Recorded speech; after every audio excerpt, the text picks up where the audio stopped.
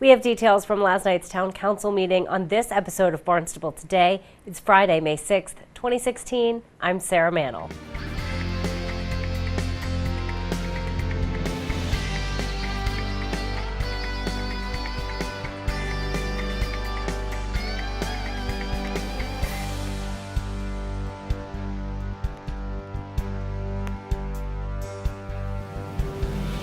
Town Council approves using community preservation funds to make improvements at the Lombard Field in West Barnstable.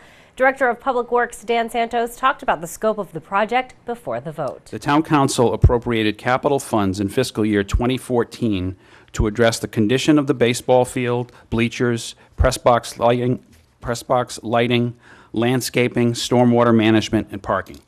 The DPW has worked closely with a landscape architect, the Recreation Division and Barnstable Recreation Committee, West Barnstable Civic Association, and citizens in West Barnstable over the past 3 years to analyze alternatives and to develop a project to address failures and deficiencies across the site. The baseball field is rutted, improperly graded, and in poor condition, presenting hazards to players. The fencing, lighting, and bleachers are also in poor condition and beyond their useful life. There is poor vehicular access and circulation on the site, and the parking lot is unorganized, undersized, and inadequate for pedestrians. The existing playground is improperly located and in the danger zone of errant foul balls, which is a danger to children and parents utilizing that facility. The site, which for more than a century has supported many town uses, has, like many other facilities in town, grown organically into the present configuration with little planning or forethought. It is one of the most utilized facilities in town, hosting activities and events throughout the day and evening, from softball games and league play to art shows, children's play, boards, committees, and commissions meetings, and innumerable other community functions. Design plans have been prepared to reconstruct the softball field, including fencing, bleachers, lighting, and a press box field house, reorganize the parking and site access while increasing the number of parking spaces from 57 to 73, provide lighting and pedestrian and ADA accessibility to all facilities. The existing playground and equipment will be relocated behind the old Selectmen's Building.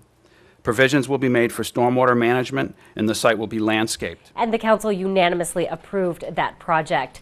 The West Barnstable Community Building will soon be getting new windows. DPW Director Dan Santos talked about the need for that project during last night's meeting as well. The West Barnstable Community Building was built in 1903 as an elementary school.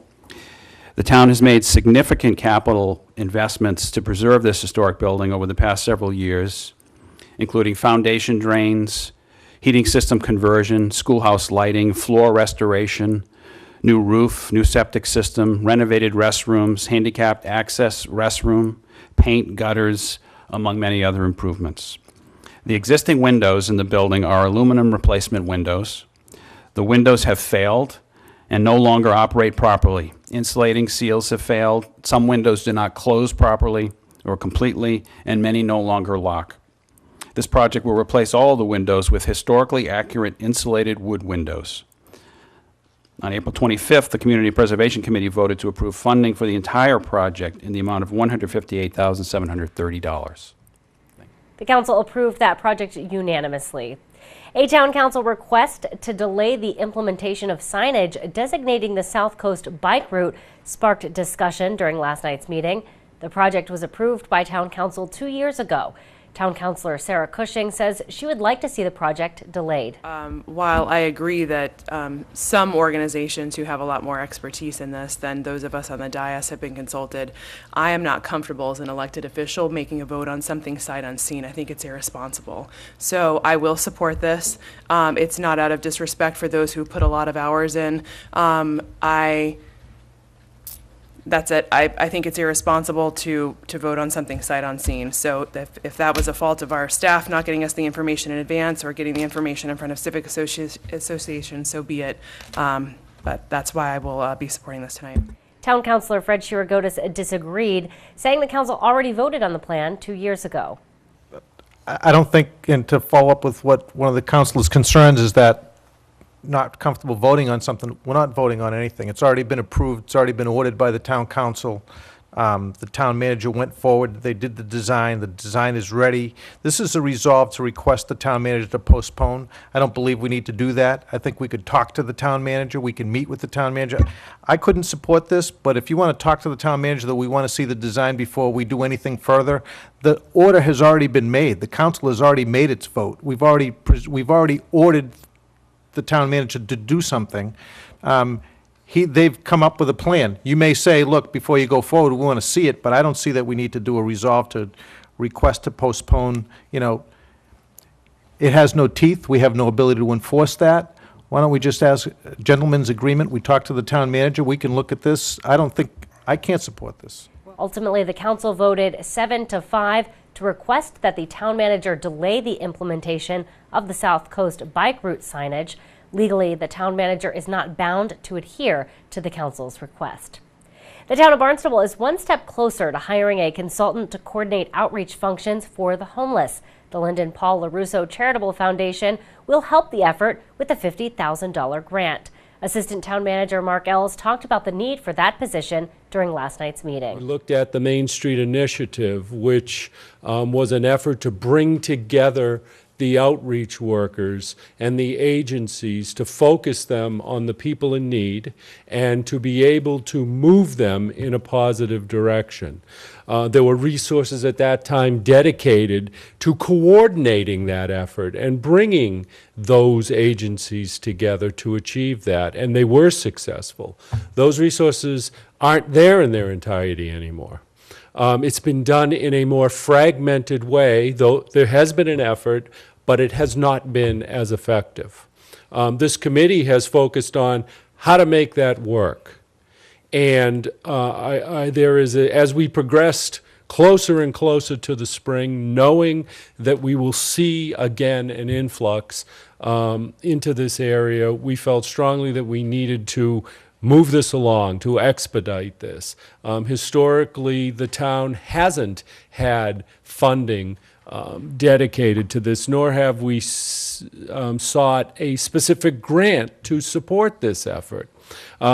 After looking at this, from every angle that we could possibly, come up with, we felt that we needed to move on this in a positive manner. The best way to do it was through contracted services for an outreach coordinator.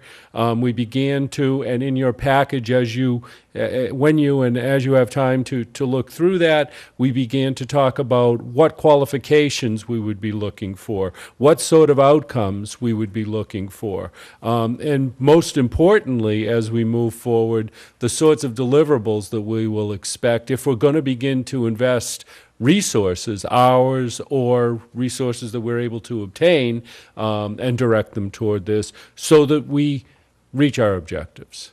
And that's what this grant is, and that's what the support information that I've provided you with does. Well, when we looked at these numbers, to have an outreach coordinator through contracted services on board, hopefully in this month, it's going to be more difficult now given the timing, but hopefully in this month and at least through October, and then again late next spring into early next year. So we were looking at really a window of the last 2 months of this fiscal year through FY17 to commit resources. We were seeing about a $100,000 budget to do this. During these discussions, one of the other participants was the LaRusso Foundation. They stepped forward and said to us that we would look to commit a match to the funding of this effort. And so what you see before you tonight is that they have come forward with a 50% match, so a $50,000 grant to be put toward contracting services with an outreach coordinator. And the council voted to accept the grant. The town will match those funds. We'll be sure to tune in to our hour-long news program, Barnstable This Morning, that airs weekdays at 8 a.m. On Monday's show, we'll chat with Town Manager Tom Lynch. We'll talk with Superintendent of Schools Bill Butler. Plus, we'll have all the news and information you need. For Barnstable Today, I'm Sarah Mantle.